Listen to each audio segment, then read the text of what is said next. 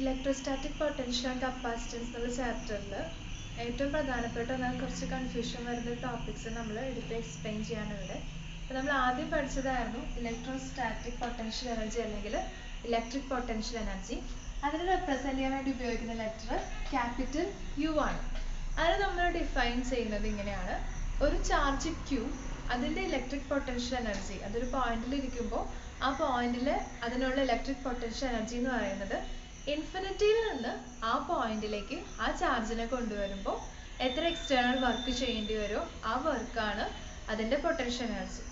Definition നമുക്ക് കാണാം. Electric potential energy of a charge q at a point is the work done by the external force in bringing the charge q from infinity to that point.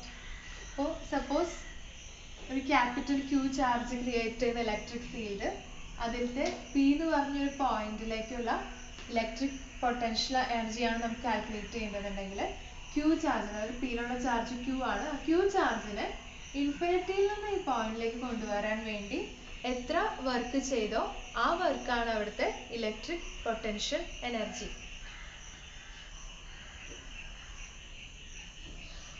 അപ്പോൾ നമുക്ക് ആ electric potential എനർജീനെ equation form നമ്മൾ മുമ്പ് കണ്ടിട്ടുണ്ട്. Equation ഫോമിൽ എഴുതുമ്പോൾ ഈ Q കാരണമുള്ള ഇലക്ട്രോസ്റ്റാറ്റിക് ഫോഴ്സ്, അത് റിപ്പൾസീവ് ഫോഴ്സ് ആയിരിക്കും, അതിനെ ഒപ്പോസ് ചെയ്യുന്ന ഒരു ഫോഴ്സാണ് അവിടെ വർക്ക് ഡൺ ചെയ്യുന്നത്. അപ്പോൾ work is equal to integral infinity to that point F E, അതായത് അവിടെ electrostatic force into d r. അതിൻ്റെ നെഗറ്റീവ് സൈൻ എടുക്കും, കാരണം റിപ്പൾസീവ് ഫോഴ്സിനെ ഒപ്പോസ് ചെയ്യുന്ന വിധത്തിലാണ് ആ എക്സ്റ്റേണൽ ഫോഴ്സ് ആക്ട് ചെയ്യുന്നുണ്ടാവും. ഇതാണ് ഇലക്ട്രിക് പൊട്ടൻഷ്യൽ എനർജി. അടുത്തത് നമ്മൾ പഠിച്ച കൺസെപ്റ്റ് ആണ് ഇലക്ട്രിക് പൊട്ടൻഷ്യൽ. ഇലക്ട്രിക് പൊട്ടൻഷ്യൽ ഡെഫിനിഷനിലുള്ള വ്യത്യാസം ഒരു ശ്രദ്ധിക്കാം. Electric potential is the work done by the external force in bringing unit positive charge from infinity to that point. നേരത്തെ ചാർജ് ക്യൂ, എത്ര ചാർജ് ആണോ അത്രയും ചാർജിനെ ഇൻഫിനിറ്റിയിൽ നിന്ന് കൊണ്ടുവരുന്നതിനുള്ളതാണ് പൊട്ടൻഷ്യൽ എനർജി. അതേസമയം പൊട്ടൻഷ്യൽ നമ്മൾ ഡിഫൈൻ ചെയ്യുന്നത് യൂണിറ്റ് പോസിറ്റീവ് ചാർജ്, അതായത് മാഗ്നിറ്റ്യൂഡ് 1 ആയിട്ടുള്ളൊരു ചാർജിനെ ഇൻഫിനിറ്റിയിൽ നമ്മൾ കൺസിഡർ ചെയ്യുന്ന പോയിന്റിലേക്ക് കൊണ്ടുവരാൻ ചെയ്യുന്ന വർക്ക് ഡൺ ആണ് അവിടുത്തെ ഇലക്ട്രിക് പൊട്ടൻഷ്യൽ അല്ലെങ്കിൽ ഇലക്ട്രോസ്റ്റാറ്റിക് പൊട്ടൻഷ്യൽ. അതിനെ റെപ്രസെൻറ്റ് ചെയ്യാൻ വേണ്ടി ഉപയോഗിക്കുന്ന ലെറ്റർ ക്യാപിറ്റൽ വി ആണ്. അപ്പോൾ ഇവിടെ നമ്മൾ വർക്ക് ഡൺ എത്രയാണോ കാൽക്കുലേറ്റ് ചെയ്ത് അതിലെ എഫ് ഇ എന്ന് പറഞ്ഞ വാല്യൂവിൽ ഫോഴ്സിനെ നമുക്ക് ഇങ്ങനെ എഴുതാം: ക്യൂ ഇൻറ്റു ഈ ഡി ആർ എന്ന് എഴുതാം ആ വാല്യൂ. അടുത്ത വർക്ക് ഡണ്ട് നേരത്തെ നമ്മൾ പൊട്ടൻഷ്യൽ എനർജിയിൽ കാൽക്കുലേറ്റ് ചെയ്ത വർക്ക് ഡൺ. ഇവിടെ വരുമ്പോൾ അത് പൊട്ടൻഷ്യൽ ആയിട്ട് മാറുമ്പോൾ, ഇവിടെ പൊട്ടൻഷ്യൽ എനർജി ഇത് യു ആണ്, പൊട്ടൻഷ്യൽ എനർജിയുടെ ഇക്വേഷൻ ആണ്. വി ആയിട്ട് മാറുമ്പോൾ വരുന്ന വ്യത്യാസം എന്താണെന്ന് വെച്ചാൽ ഈ ക്യൂവിൻ്റെ സ്ഥാനത്ത് 1 ആണ്. ക്യൂവിൻ്റെ സ്ഥാനത്ത് 1 ആണെങ്കിൽ എന്ത് ചെയ്താൽ മതി, ഈ ഇക്വേഷനെ ക്യൂ കൊണ്ട് ഡിവൈഡ് ചെയ്താൽ മതി. അതായത് potential is equal to W by Q. ക്യൂവിനെ ഇൻഫിനിറ്റിയിൽ നിന്ന് കൊണ്ടുവരാൻ വേണ്ടി ചെയ്ത വർക്ക് ഡണിനെ ക്യൂ കൊണ്ട് തന്നെ ഡിവൈഡ് ചെയ്താൽ ആ പോയിന്റിലെ പൊട്ടൻഷ്യലിൻ്റെ വാല്യൂ കിട്ടും. അപ്പോൾ പൊട്ടൻഷ്യൽ ഡിഫറൻസ് അവിടുത്തെ പൊട്ടൻഷ്യൽ എനർജി ആയിട്ട് സ്റ്റോർ ചെയ്യും. ആ പൊട്ടൻഷ്യൽ എനർജീനെ ചാർജിൻ്റെ മാഗ്നിറ്റ്യൂഡോട് ഡിവൈഡ് ചെയ്താൽ നമുക്ക് ഇലക്ട്രിക് പൊട്ടൻഷ്യലിൻ്റെ വാല്യൂ കിട്ടും.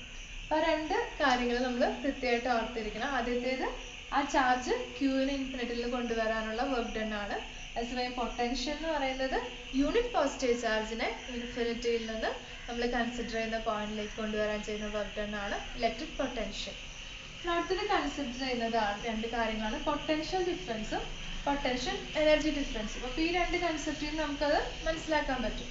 പൊട്ടൻഷ്യൽ ഡിഫറൻസ്, സപ്പോസ് നമ്മൾ എ എന്ന് പറഞ്ഞൊരു പോയിന്റും ബി എന്ന് പറഞ്ഞ പോയിന്റും കൺസിഡർ ചെയ്താൽ the potential difference between A and B can be written as VAB, that is equal to VA minus VB.